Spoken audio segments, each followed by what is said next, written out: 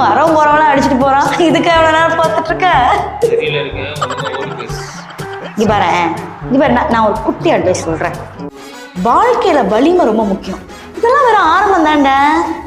விடாமுயற்சி இருந்தா வரலாறு படைக்கலாம். அதுக்கெல்லாம் ஃபர்ஸ்ட் வீரமோட இருக்கணும்டா. என்ன நீ தலைவனே நிரூபிக்கிற? நான் தோனி ஃபேனே இல்லையே. சரி இப்ப என்ன?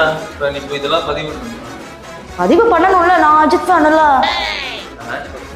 எப்படி தோத்து போற மேட்சுக்கு எதுக்கு உட்காந்து பாக்குற?